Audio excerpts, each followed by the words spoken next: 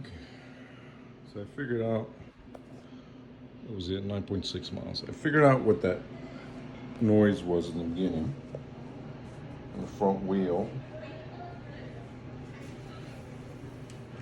This little, it's because these bolts were not tightened. I can actually loosen them with my finger. So, nice and quiet, nice and quiet. They were so loose. All right, now it's tight. That side's tight. I'm gonna tighten this side.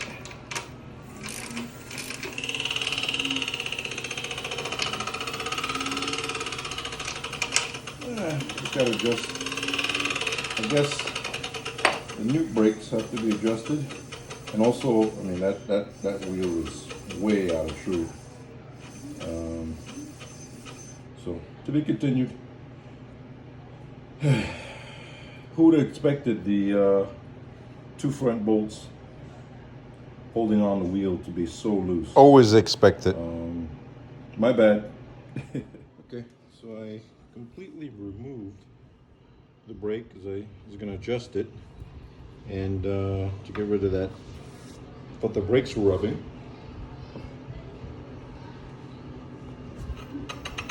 But there's no brakes. You know what it is? I believe Nami didn't supply me with an inside washer. So when I tighten this, Actually, they did. I was speaking out of turn. I was speaking out of my ass. So I did check, and later on in the video, I keep referring to it, but there are two washers in there. I'm sorry.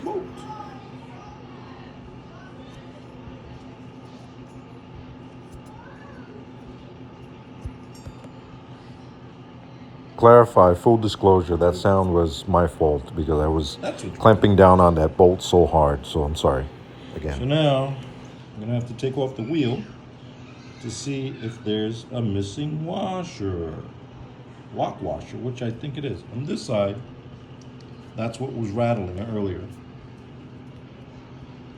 Yeah, I don't feel it.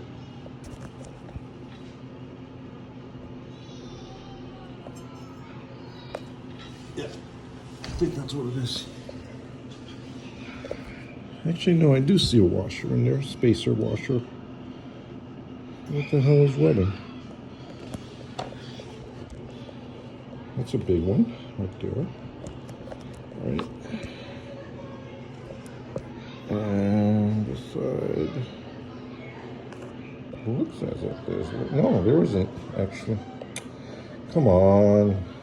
Really, Nami?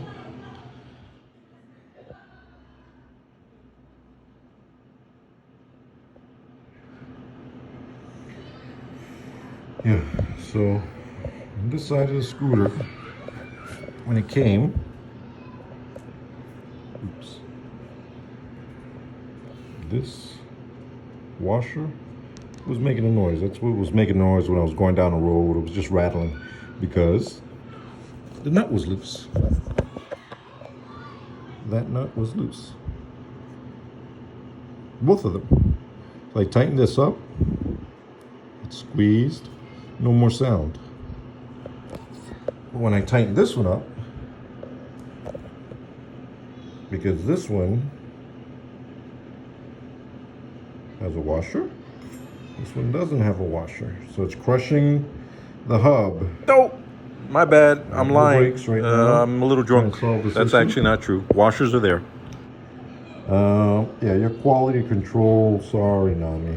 I mean, I'm trying to work with you guys here.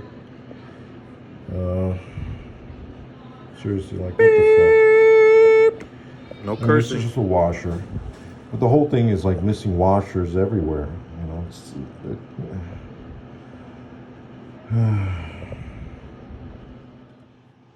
Okay. There was actually a washer in there. What I did was I tightened it up. I gave it like one ooga looga instead of two ooga loogas. and that moved this arm a little bit out, so got rid of that, you know, that hitting of the these bolts, or one or two of these bolts on the inside, making that sound. Now the tire, if you see if I can find it. As far as the tire, there's a little rubber line there. Most tires have this, and you'll see that this tire right there, it's almost at the highest point. I marked it off with a little thing, and that, believe it or not, is a millimeter. See how far that is? And it'll go back in closer to the rim. So I've got to spend some time to reseat this bead by taking out the air, squeezing it, put it back in.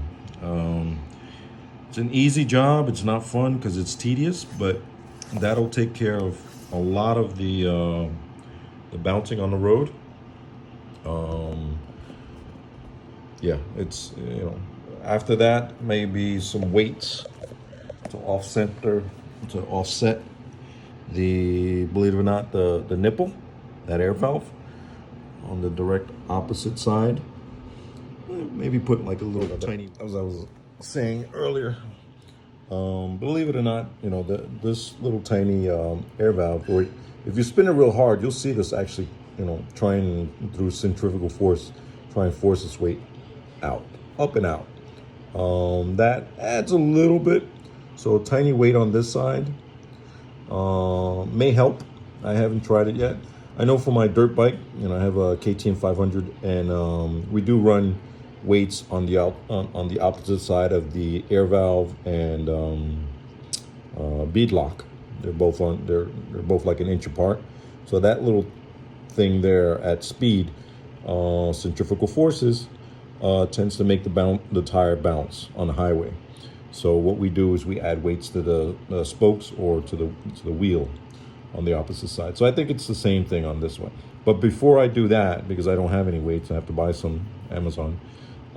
It's pretty much reseating the bead as close as I can to the rim. That's it. See that little tiny? It's like a little rubber mark. You can actually feel it. And at some spots, it's closest to the. There it is. It even disappears inside the wheel hub.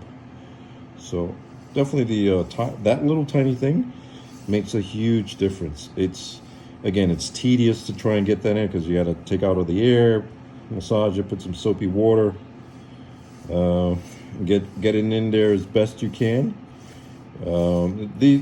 It's rare that many factory scooter places will actually do this because it's tedious work. Ion scooters do it, but for these hyper scooters, anything doing more than 35 miles per hour, you'll notice this bouncing effect.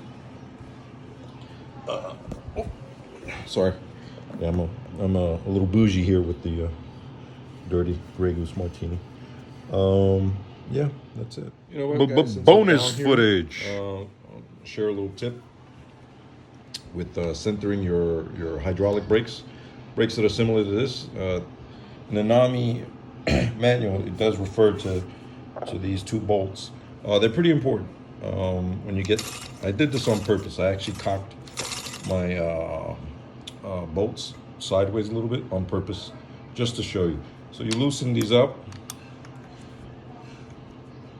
One turn, and then it's going to be hard, but usually I just hold the front brake, squeeze it really hard at the same time as I tighten these two bolts. So squeeze it.